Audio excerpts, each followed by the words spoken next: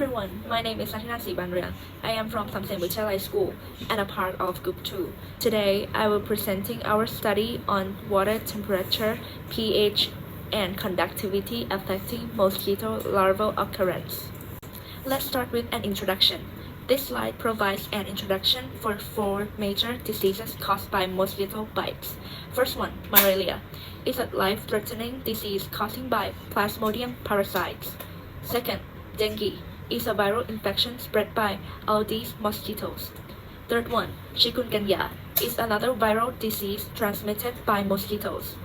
And the last one, lymphatic filariasis, caused by parasitic transmitted by mosquito bites. Our study site is in Trang province, which is located in Thailand. We have Kyong Ia Temple, Dikadan Island, the Balkong Temple, Tantia Pridom Temple. The global warming significantly impacts mosquito larvae by accelerating their development, expanding their habitat. The first is faster growth due to the higher temperature. Warmer water speed up the mosquito larvae metabolism, causing them to mature into adult more quickly. The second, increased breeding site, risking the temperature and changing rainfall pattern create more significant water ideal for mosquito breeding. So our objective for measuring water temperature, pH, and conductivity. First, to find correlation between the measured variable and the occurrence of mosquito larvae. Second, to collect and identify specimens of mosquito larvae to find risk factors for mosquito-borne illness and how to prevent them from occurring as best as possible. Third, to extrapolate out causation as to determine practical usages such as the best method of water treatment or storage in order to prevent mosquito proliferation. Material that we use first is pH meter, second is temperature, and last is particle wireless conductivity sensor. Hydrology. Today we'll talk about hydrology. It's the way how we that keep the sample of the water from the resource and to do the experiment at the lab. First we need to collect the water and then pour it into the dish or the bowl. Use the capacity sensor to measure the capacity and use the most constant number. For temperature, use the normal sensor that measure pH and use the evaluate the mode to be the mode that measure temperature. With that all of the way, let's take a look at the statistics. First, Tantia Pridom Temple. The temperature has a somewhat linear correlation with the amount of mosquito larvae present. With the higher temperature, the more mosquito larvae are there. Now, for conductivity, the data is somewhat inconsistent.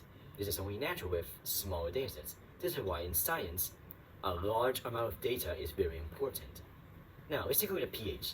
It is abundantly clear that the mosquito larvae only survives within a specific range, not too acidic, not too basic. For the Chinese temple, the relation for temperature is even more clear. As temperature increases, the more mosquito larvae are found in the water. Now for conductivity, the relation is abundantly clear now, unlike in the last one where it's inconsistent. Here is a linear trend. This time, less conductivity means more mosquitoes, while more conductivity means less mosquitoes. Now, for pH, it's a little different. But as pH rises, the more mosquito larvae are there.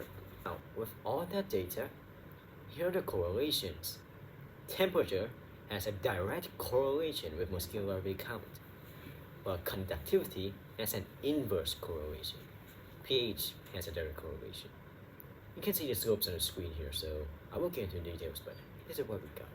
For the conclusion, the study explores how the physical and chemical properties of water affect the numbers of mosquito larvae. Warmer temperature and slightly alkaline pH levels helps mosquito grow, while higher conductivity limits their development. These findings can support mosquito control methods by adjusting water conditions to make the environment less suitable for larvae, which can help reduce their numbers and lower the risk of disease spread by mosquitoes. I'm a data scientist because I love turning data into insight that drive a real-world decision, solving the complex problem with analysis, machine learning, and corroboration that excite me. I make an impact budget by researching how mosquito larvae count vary with temperature, conductivity, and pH. I contribute to solving a real-world issue that affects the public health. I am a STEM professional. Conducting this research demonstrates my ability to think critically, analyze data, and apply scientific methods to address an important biological and environmental challenge.